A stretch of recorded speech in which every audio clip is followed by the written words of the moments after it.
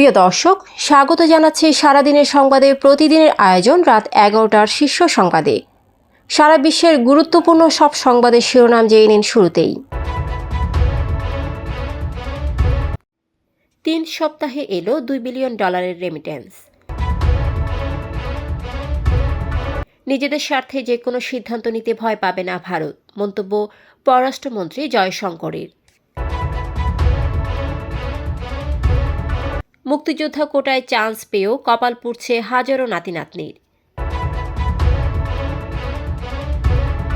হাসিনা পরিবারের নামে 13 বিশ্ববিদ্যালয়, সরকারের দিকে তাকিয়ে ইউজিসি। যশোরে আওয়ামী লীগের 167 নেতাকর্মীর আত্মসমর্পণ।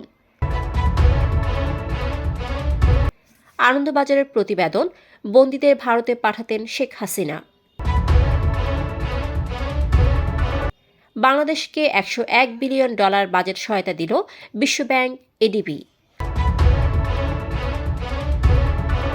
চট্টগ্রামে ভোগ্যপণ্য ও শিল্পের কাঁচামাল নিয়ে এলো পাকিস্তানের সেই জাহাজ। সবকিছু ঠিক থাকলে 29 ডিসেম্বর লন্ডন যাত্রা করবেন খালেদা জিয়া। আওয়ামী লীগকে রাজনীতি করতে দেওয়া হবে না, প্রয়োজনে আবারও রক্ত দেব, বললেন আক্তার হোসেন। প্রিয় দর্শক, এবারে জেনে নিন বিস্তারিত। ফ্যাশন ব্র্যান্ড মানে আর্ট। ডিসেম্বরের প্রথম 21 দিনে দেশে বৈধ পথে $2 বিলিয়ন বেশি রেমিটেন্স এসেছে। দৈনিক গড়ে $9,52,00,000 বা 1,142 কোটি টাকা।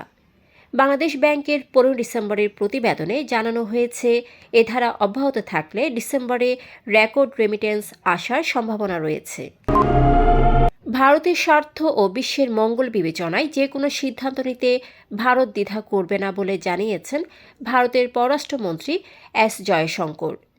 মুম্বাইয়ের এক অনুষ্ঠানে ভিডিও বার্তায় তিনি বলেন, ভারতের সিদ্ধান্তে কাউকে ভেটো দেওয়ার সুযোগ দেওয়া হবে না, তবে কার উদ্দেশ্যে এই মন্তব্য তা স্পষ্ট নয়। সরকারি বেসরকারি স্কুলে এবার মুক্তিযোদ্ধার নাতি নাতনি কোটা বাদ দিয়ে শুধু সন্তানদের জন্য কোটা রাখা হয়েছে। যদিও মুক্তিযুদ্ধে 53 বছর পর মুক্তিযোদ্ধাদের স্কুল পড়ুয়া সন্তান থাকার সম্ভাবনা কম। লটারির পর দেখা গেছে ঢাকাসহ বিভিন্ন স্কুলে এই কোটায় বিপুল সংখ্যক শিক্ষার্থী ভর্তি হয়েছে। বিশেষ করে প্রথম ও দ্বিতীয় শ্রেণীতে মুক্তিযোদ্ধা কোটায় নির্বাচিত শিক্ষার্থীর সংখ্যা বেশি, যা সাধারণ কোটায় আবেদন করা অভিভাবকদের বিস্মিত করেছে। দেশের 55টি সরকারি বিশ্ববিদ্যালয়ের মধ্যে 13টির নাম শেখ হাসিনা পরিবারের সদস্যদের নামে, যার মধ্যে বঙ্গবন্ধুর নামে 9টি, শেখ হাসিনার নামে 2টি এবং শেখ ফজিলাতুন্নেসার নামে 2টি। বিগত 15 বছরে এসব বিশ্ববিদ্যালয়ের প্রতিষ্ঠা হয়, যা স্বাধীনতার পর 53 বছরের সরকারি বিশ্ববিদ্যালয়ের 1/3। শিক্ষা মন্ত্রণালয়ের উদ্যোগে ভবিষ্যতে নাম পরিবর্তনের সম্ভাবনা রয়েছে বলে জানিয়েছে ইউজিসি।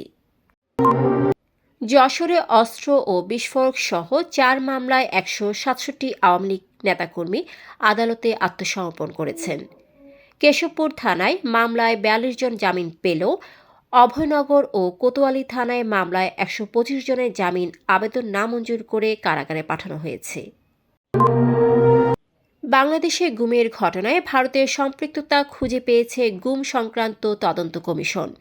সাবেক বিচারপতি মইনুল ইসলাম চৌধুরীর নেতৃত্বাধীন 5 সদস্যের গুম সংক্রান্ত তদন্ত কমিশন সম্প্রতি সত্য উদ্ঘাটন শিরোনামে একটি প্রতিবেদন অন্তর্বর্তী সরকারের প্রধান উপদেষ্টা অধ্যাপক ড.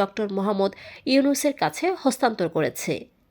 রাষ্ট্রীয় সংবাদ সংস্থা বাসস এই প্রতিবেদনের খবর প্রকাশ করেছে শনিবার। বাসসের সেই খবর বরাত দিয়ে রোববার ভারতের পশ্চিমবঙ্গের সংবাদ মাধ্যম আনন্দবাজার পত্রিকা বন্দীদের ভারতে পাঠাতেন হাসিনা।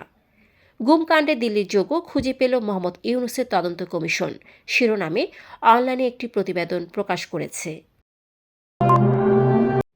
অন্তর্বর্তী সরকারের সংস্কার ও উন্নয়ন কার্যক্রমে গতি আনার লক্ষ্যে বাংলাদেশকে মোট $1.1 বিলিয়ন বাজেট সহায়তা অনুমোদন করেছে বিশ্বব্যাংক ও এশীয় উন্নয়ন ব্যাংক।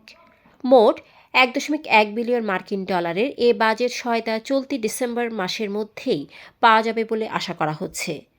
রবিবার অর্থ মন্ত্রণালয়ের এক সংবাদ বিজ্ঞপ্তিতে এ তথ্য জানানো হয়। ভোগ্যপণ্য ও শিল্পে কাঁচামাল সহ অন্যান্য পণ্য নিয়ে দ্বিতীয়বারের মতো পাকিস্তানের করাচি ও সংযুক্ত আরব আমিরাতে দুবাই হয়ে বাংলাদেশে এসেছে এমভি ইউয়ান জিআং ফাজান নামে জাহাজটি। শুক্রবার বিকাল ৫টায় জাহাজটি বাংলাদেশের জলসীমায় পৌঁছে।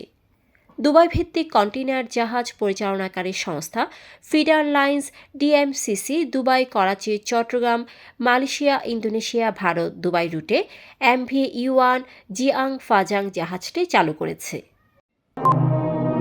শারীরিকভাবে নতুন কোনো সমস্যা উদয় না হলে আগামী ২৯ ডিসেম্বর লন্ডনের উদ্দেশ্যে ঢাকা ত্যাগ করছেন বিএনপি চেয়ারপারসন বেগম খালেদা জিয়া।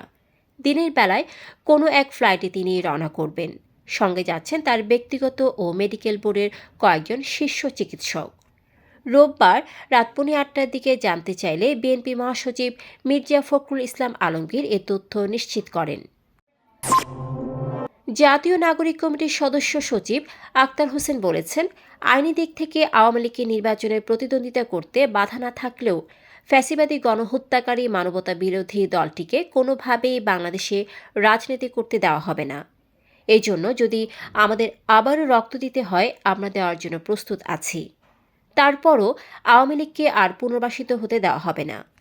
রবিবার দুপুরে রংপুর নগরীর মাহিগঞ্জ সাতমাথা এলাকায় সাংবাদিকদের সঙ্গে মতবিনিময়কালে তিনি এসব কথা বলেন। দর্শক, এতক্ষণ আমাদের সাথে থাকার জন্য ধন্যবাদ। প্রতি মুহূর্তে দেশ বিদেশের গুরুত্বপূর্ণ সব সংবাদ জানতে ভিজিট করুন www.সারাদিনেরসংবাদ.com ও চোখ রাখুন সারাদিনের সংবাদের অফিসিয়াল ফেসবুক পেজে। Fashion brand Mani Art. Men's, ladies, and kids wear. Art. Be smart.